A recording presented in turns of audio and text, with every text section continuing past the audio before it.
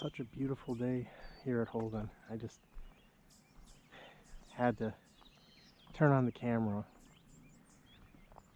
I was just walking, enjoying this silently, but I was just overcome with how beautiful everything is. It seems like a shame to talk on a day like this, but I probably will. First, I think it's important just to take it all in. And look at this, and the sun is shining today. It's cloudy, but even the clouds look beautiful. Everything's finding its rhythm here in the spring. It's like a beautiful dance of everything just coexisting. I was a little hesitant to turn the camera on today. Also, it's a bit crowded here, and I don't like to intrude, I guess, or I don't want to be obtrusive to people who are here and, you know, see me walking by with the camera and think, I don't want to be on that camera, which I can understand, even though I thought about this, and I can use blur filters and things to get people out of the image, because this isn't about anyone, and I don't want anyone to feel uncomfortable. But I also don't want to pass up the opportunity on a nice day like this to set a course, you know, for nowhere, and just kind of head off into the sunrise and enjoy what's here. But it just reminds me every day that, like, this is my favorite thing to do, I guess you could say. Just a calm walk with no particular purpose, aim, just to live, you know, just to exist in this moment, not try to be anywhere else. You know, it's perfection in a lot of ways, and I'm not sure everyone appreciates it, and I think that's another purpose, if you will, of this channel, is just to remind everybody of what is here almost every single day. Well, it is here every single day. It's not always like this every single day, but it is here in its full glory to be appreciated. And it's so easy to get caught up in all whatever's happening in the world today, and politics and government and religion and whatnot, work, relationships, all the things that can take us away from this moment. But it's still here, waiting patiently for anyone who is tired of all that, dissatisfied with all that, and just wants to be reminded of what pure existence is all about. Pure being without becoming or even worrying about being, just here and now, as Ram Dass would say. So I'm gonna break this day's videos up, I think, into a number of different videos, because I do want to focus on places with solitude. And it's Saturday, and Saturday means I'm out a lot, more than usual, and I will be visiting different places. I expect to be anyways, and maybe Jordan Creek Park. I thought about that today, and some other places, some different places. Who knows, maybe I'll head down to Headlands Beach or just hang out here. What I like about here is it's sort of my comfort place, my default zone. I've been around this place so many times that, you know, I'm not trying to see anything. I can come here. It's a bit more peaceful for me because I'm not exploring the outside world as much, because I've already explored this place so much that I'm very familiar with its layout and things it has to offer, even though it's always new to me every single time I walk here. It's never old. But there is a certain comfort to it that allows contemplation to happen more easily. So even when I was at Punderson the other day, I hadn't been there in a while, so I was spending a lot of time just reacquainting myself with the place, which is great. I mean, that's what it's all about, and it's not about having any intention, but the intention changes based on where I'm at, and what I'm doing, what day of the week it is. And Saturdays, as most people are aware and take advantage of, it's a free day, right? It's a day of rest, you know, from work. I may do some work later, but not right now. And we've had some cold days, some wet days. Even yesterday was raining quite a bit. So I like to take advantage of the times we get here that are dry, sunny, warm, walkable days. That goose doesn't seem happy with me.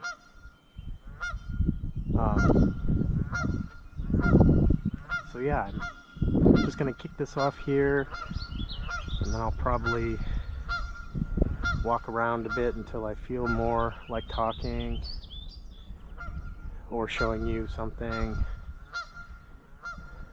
But just being here is the best.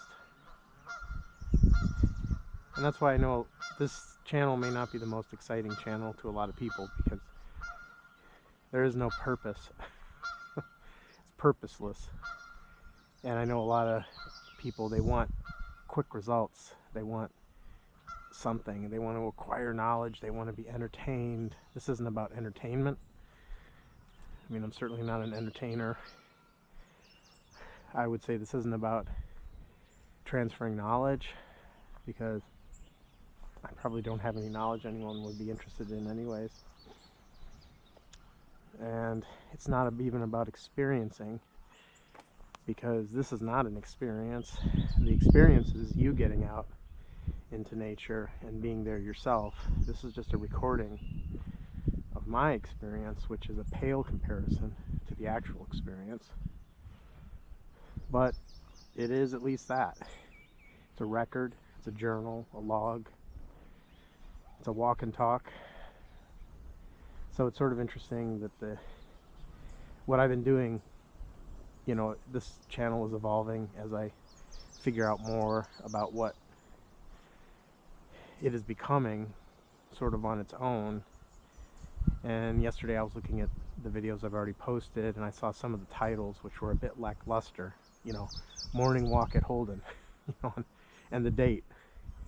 And I'm like, that's not very appealing or very interesting. So I used the AI summary of the video and to summarize what was it that I talked about that day, because a lot of times I don't remember because I don't plan it out and it meanders about here and there. And it gave a pretty nice summary. I mean, AI is really good at that. It's very good at summarizing, for sure. I mean, that's a whole topic we could discuss, but I don't want to bore everyone with that. AI, I've said a little about it, but the summary was pretty nice. And so what I did is I just took a representative phrase from the summary and made it the title of the video. And it seemed pretty accurate, I think, in a lot of cases. Although the summary is not the thing, right? You can't replace a video of 40 minutes of musing and contemplating and talking with a 3 or 4 word title. But I think it also is representative of what we do. We try to do that a lot of times. We want the short version, the Cliff Note version. We want the summary. We want the juice. Just give me the juice, you know. We want a fast track. We want to take a pill, you know, to achieve an end. I was actually listening to a video this morning by Krishnamurti from one of his talks in Ojai, California in 1983, which is 3 years before he passed away. And it was the third question and answer session of that series of recordings. And sometimes I put this on when I'm sleeping and I wake up in the midst of one of these discussions, which I love. It's in some random position, and I start hearing what's being said. And it's interesting because in that waking moment, sometimes the mind is a bit more open than it is during the day, because the day hasn't begun yet. It hasn't been cluttered by whatever it is you're planning to do. And so in that open state of mind, it hears differently, more openly, and to me, more deeply. Like sometimes I can listen to the same thing in that state of mind and during the day, and sometimes I'm so distracted during the day by whatever's happening that it doesn't sink in, as deeply. And he was talking about a number of things today, which made me think about things I could talk about. But then I was also like, I don't want to imitate anything. I don't want to, repeat what someone else says. The truth of another is a lie. This is something Krishnamurti also says. And these things ring true to me. The things I remember are the things that ring true because I can see why it is true. I don't take his word for it. But it was interesting, listening to him this morning, and it kind of set the tone, I think, for the day. And before I started recording these videos, I would say the majority of my time when I'm walking, I would spend listening to his videos. And something was always missing. And it's not mysterious. He would often say, this is not a lecture, this is not entertainment, I'm not conveying knowledge to you. And he would stress the importance of thinking together. That this is not, a sermon. He's not conveying knowledge. But a lot of times I think that's how everyone at the time treated it. They would go listen to him speak in the oak grove, which is still there today. You can go visit it in Ojai. And I visited it. I went there. But it's a shell of what it was because he's not there anymore. And, they have it fenced off and there's a code to get in. But I got in and I went and I sat where he used to give his talks just to kind of, I don't know what, not intentionally, but like whatever energy is there or what he saw. I mean, it's just a beautiful place. But it made me a little sad because I had wished that I was around at the time to hear him talk, because he's such a powerful speaker. He often referred to himself as the speaker, or K, because he liked anonymity. I think when he first started talking, he used to talk behind a sheet because he didn't want anyone to even see who he was. He was a bit shy even. But I think as he got older and wiser, he just decided to just do it like he did. But it's always just him sitting on a chair on a slightly elevated platform, which he would always indicate means nothing, just so everyone can see him better. The elevation does not mean status or that he somehow knows something other people don't know, and he's conveying that. And it's so interesting because so many people don't understand what he was about and think he was just another guru, and he's not. His main lesson to be learned is to have no authority, including him, and not even to become your own authority, like to be authorityless in every way. And that is really difficult because we're used to listening to somebody, just like the people that used to listen to him. They would just stay there and they would just listen and absorb, even though he was saying, are we thinking together? Are we walking together? Sometimes he would say, I feel like I'm doing all the work here. Are you tired? And people would say no, and he's like, why not? He's like, you should be. If you were putting in the effort, or the energy, like this should be tiring, in a sense. It's work of a way. The energy of inquiry is powerful. But what I think is fascinating is what he was doing was showing us what inquiry is, what we should be doing ourselves, not following him, listening to him. But he poses a question, and he goes into the question, and he had a certain list of topics, that he would cover, like authority, thought, freedom, love, beauty, creation, death, all kinds of things. And the themes would be similar from talk to talk, but never the same, because he's never speaking from memory. He's letting it flow from where or wherever, who knows. And that is what's so interesting about it, is the flow, which is the flow that I feel when I'm here talking. I'm not even thinking about each word or worrying about the words that come out of my mouth in no way whatsoever, how they'll be perceived. It is just a flow of words that come from someplace and go off into no place. Well, I guess here they're recorded in some partial way, recording this, but the words are not knowledge to be learned. The words are not important. The words are not the truth. The truth is deeper. And the truth is, in fact, to be in that state of inquiry from moment to moment, not achieving anything, not planning anything, not letting the mind or thoughts or memory or the past direct what's happening. There is action that is not directed by memory. Most of the time we do act from thought, which comes from memory, which comes from experience, which is limited and partial, and leads to partial action, and not creativity. It is not creation. It is mechanical. I mean, if you planned every moment of every day out, how boring that would be. Life is about that pure moment, that essence, that changing newness that is creation. Not creation once, but creation all the time. Death and creation intertwined, as we talked about before, not anything in particular, just the way things transform and evolve. And the mind is like that too. The mind, thinking is a process, a mechanical process that is occurring.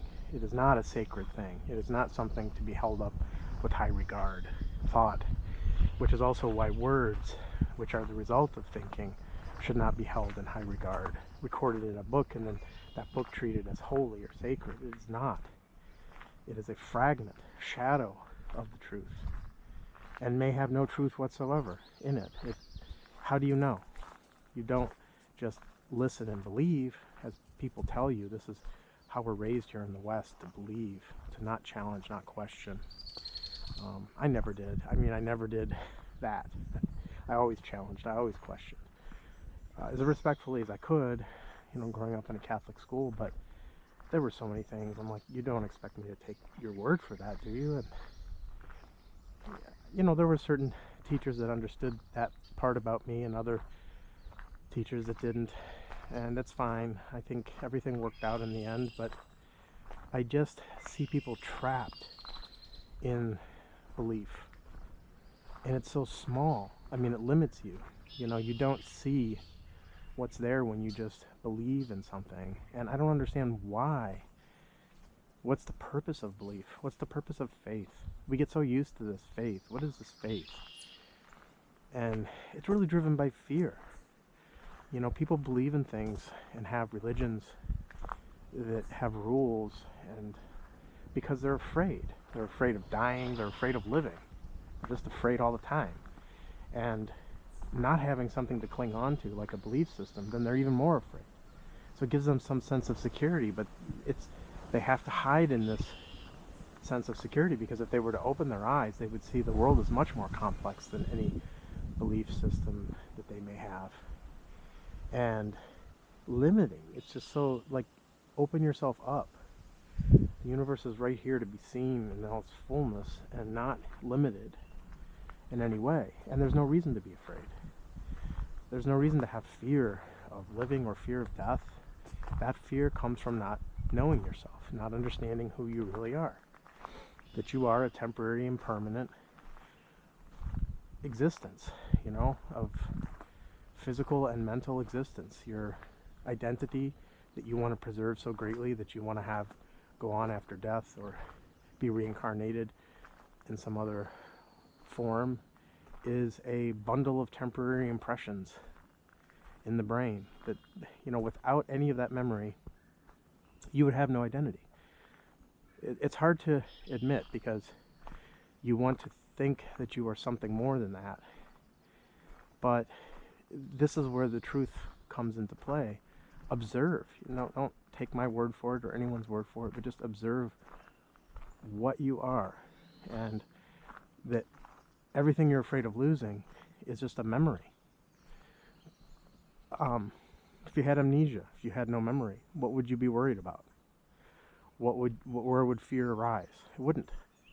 You'd have no fear because there would be nothing to be afraid of. And if you were experiencing pain in that moment, you would experience pain, but you wouldn't be afraid of the pain. The pain is a sensation. It's not. Fear requires time and thought, right? Fear requires both of that. It requires a memory of something bad that you don't want to have happen again. It's not something bad happening now, it's something that may happen in the future.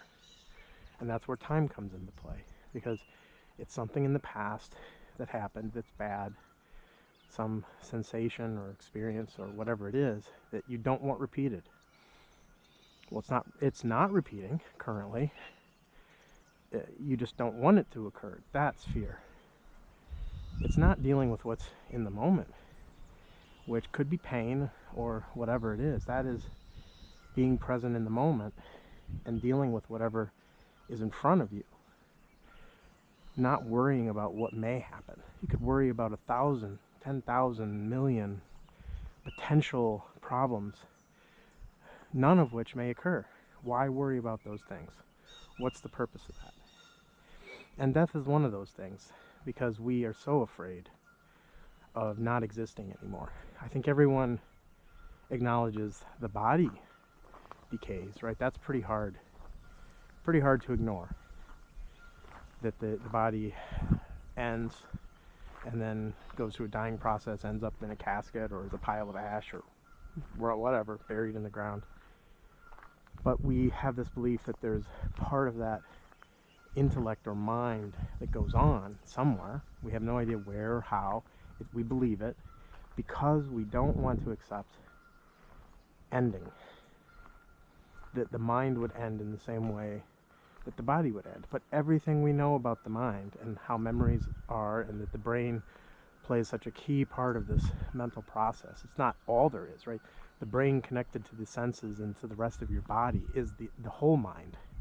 The brain is not the mind. The mind is everything. The mind is everything connected. The brain plays a role in that, but it is not just the brain. What would the brain be without the senses? Nothing to record, nothing, no memories, no input, nothing. It would be nothing. Again, vacuous, ambiguous, empty. So the brain connected to senses, connected to your body, which is all there to support the senses and the mind, together in harmony is the mind, the human mind. But there's also mind that's bigger than just the human mind. The entire universe is a mind in that sense, that it contains human beings, but it contains much more. And every life and creature has an awareness of its own form and a consciousness and life, and that collectively together is, I hesitate, but the universal mind, the cosmic mind, whatever you want to call that. Don't call it anything. It just is. It's clear. It's what is. Observe it. Don't call it anything. But in that process, the human mind can be afraid because of what is happening to it at any moment in time. And that fear drives us towards belief because we don't want to be afraid. But does it keep you from being afraid? You're still afraid. Despite all your beliefs, despite whatever it is you believe, fervently or lightly or anywhere in between, you are still afraid.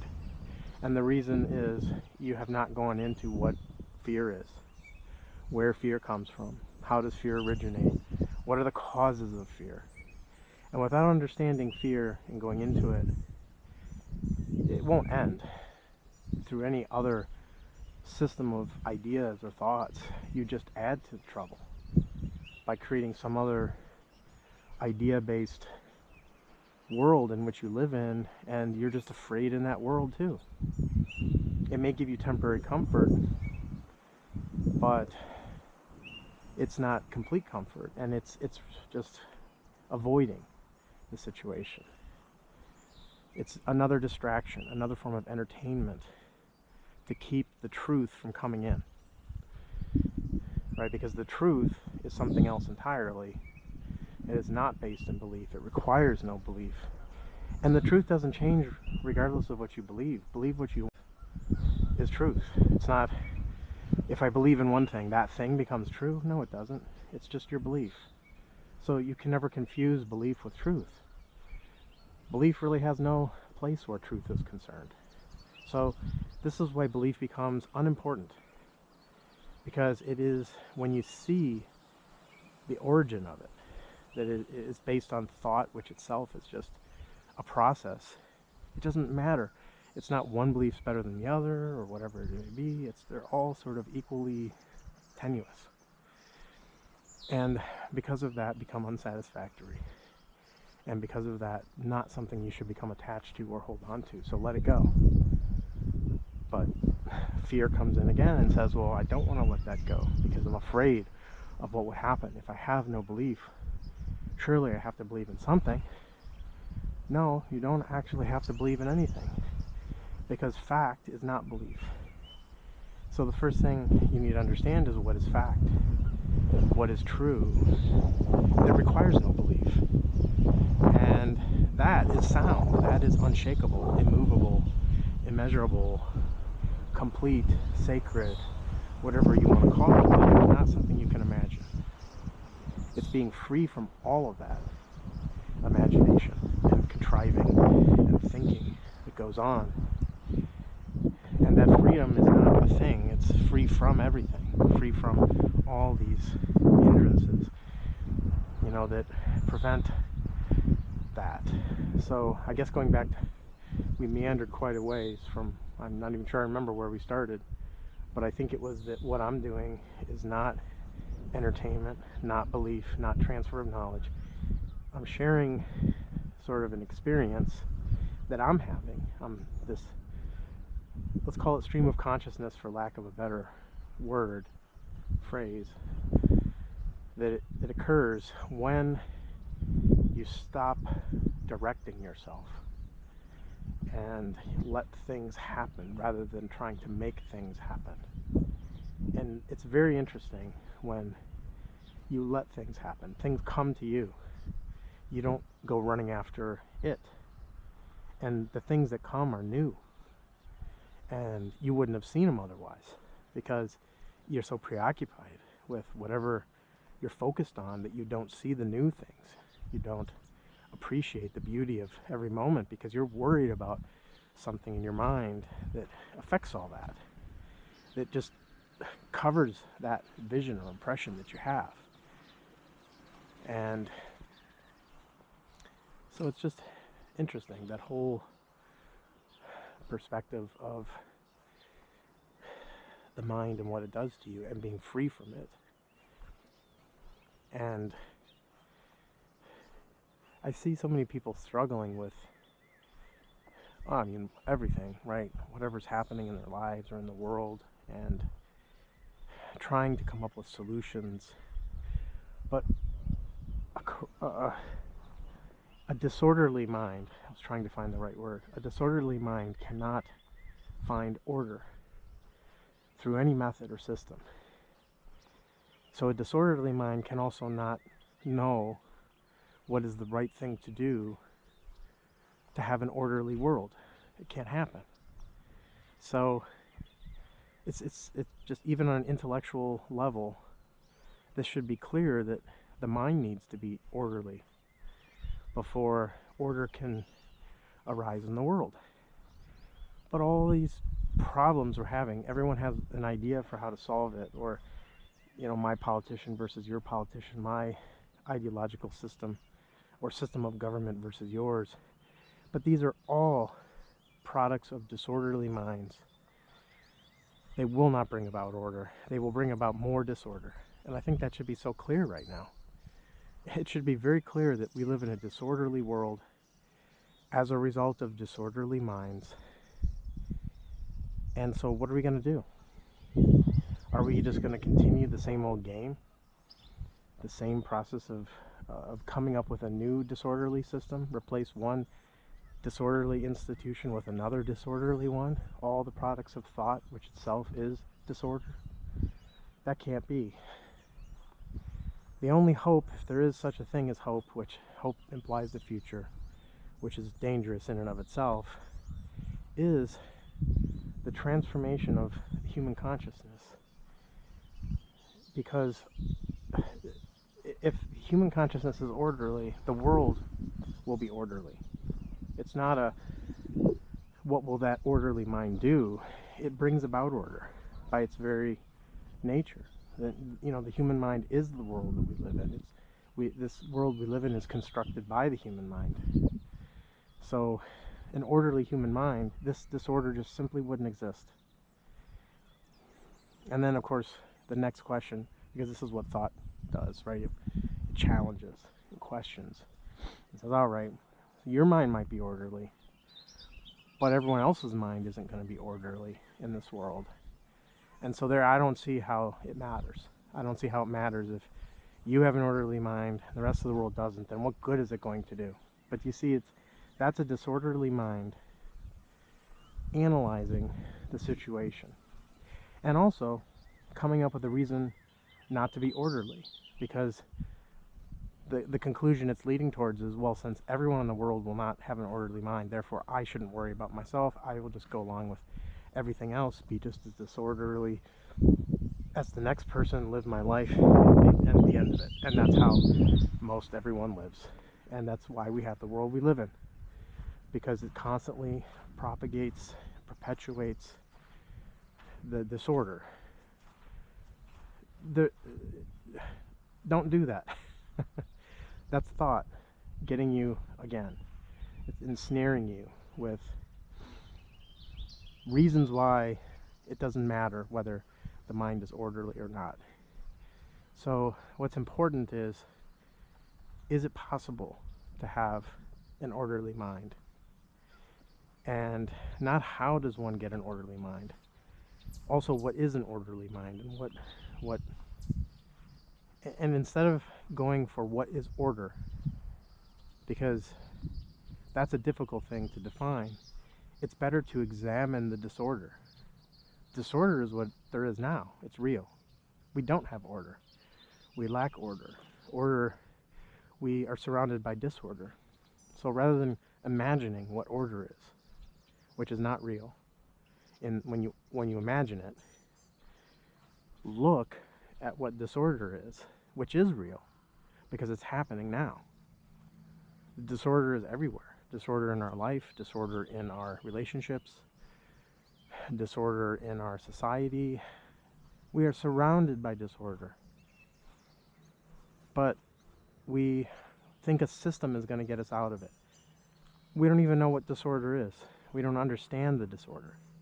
If you don't understand the disorder, order can never arise. Even thought tells you that. Even rational thinking can tell you that. So don't do it. Observe the disorder. It's all. There's nothing else. But observe with a mind free from conditioning, free from the past, free from every idea that society has given you about what order is, what anything is. A free mind observing without the past, without conditioning, without bias. In that sense, a very scientific mind, in the truest sense of being completely unbiased about what one sees. Observe the disorder with that fresh, clear mind. And from that observation, order arises. Order arises from the understanding of disorder. not from any action that you may think you need to take. So that's why observation, pure observation without perception, direct perception, you could say. Perception is like, seeing and identifying and coming to a conclusion. But observation without coming to a conclusion, without formulating a plan or a system or an idea, that direct observation of disorder is order. And that is what there is. So there's no system, this is where the words end, because there's no place to go from here, because that's it. You either open your eyes and see, or you don't. And there's no method to that. And just like I said the other day, seeing is just opening the eyes. You see immediately when the eyes are open. You don't need to be taught to see. In the same way, you don't need to be taught to meditate. You don't need to be taught to observe. You don't need to be taught to be aware, which is what people do, have devised all these systems and methods. And it's hard to believe that they're all wrong. But they are. Because every one of them is a system from thought. But this is why it propagates, because it's hard for people to believe that what is there and has been there for so long and practiced by so many people is not right. Surely that can't be true. Everyone can't be wrong. The Buddhists can't be wrong, and Christians can't be wrong, and the Muslims can't be wrong, and the Hindus can't be wrong. They've been around for thousands of years. Surely they know what they're doing. But don't you see, that's exactly how this propagates. That way of accepting authority, or historical authority, whatever it is, that's the problem. That's the reason we're in this problem. Nobody steps outside of it and just says, I need to be free from all of that to see truth. And then all of that becomes unnecessary. Every bit of it. But you don't see that unless you step outside of all that conditioning, regardless of how you were raised or what tradition you're in. And don't jump from one tradition to the next. Christians become Buddhists, and Buddhists become Hindu, and this, that, whatever. Just, you don't need it. None of it. Let it go. Observe with your open eyes, with all your senses, not with part of your senses. Observe completely and wholly what is in front of you, without instruction, with pureness and clarity, and that's the end. There's nothing else beyond that can be described in words, because you have to be out of that realm of words in order to know or understand what's next. And even in saying that, it implies the mind questions what is there then. You're back to the same game. So just observe, just loosen up, just relax, come out in nature. I mean, surrounding yourself by nature, which is truth, is the surest way of understanding outside of this human society that we've created with all of its disorder. There's no disorder in nature. Nature is orderly. And even in, the killing of one animal by another, like the way in which nature is unfolding that is order by its definition in some sense, because it's uncorrupted by the mind. And anything uncorrupted by the mind is orderly, because disorder arises because of the mind, because of the human mind creates disorder. That's what you need to see.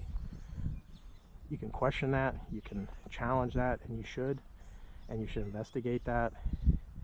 But I think that if you do, you will discover in your own inquiry what that is all about, and you don't need anyone to tell you anything. And that's all. And that's all this is, and that's all my meandering walks and meandering talks are getting at, in some sense, reaching a point of exhaustion where the talking just ends because you just see, you're literally going in circles. I mean, I'm going in circles here physically, and I'm also going in circles with words because there's no end point to this discussion. It goes on, and it can go on forever, and an endless stream of words will lead nowhere. There's no conclusion, there's nothing. And so sometimes the purpose of the dialogue itself is to see the ineffectiveness of it. But the thought needs that dialogue to see that. To see, you know, it's like to talk until the words stop, but the question is still there. You know, the question that started it all still hangs, you know, above, but the words, like, are done. And then to go beyond the words. What is beyond the words? Is anything beyond the words? Well, find out. It's up to you. It's not up to me. It's not up to anyone. No one can tell you or teach you. So, anyways, beautiful day. I guess I've gotten off the track of observation myself and went down this path, but I don't know. It's just what happens. So I'm going to continue exploring the outside world, the inside world. Today, it's a Saturday, beautiful day. It's supposed to be warm, so I'll be hopping around from place to place. I'll probably create several videos today, and that is that. So, talk to you next time.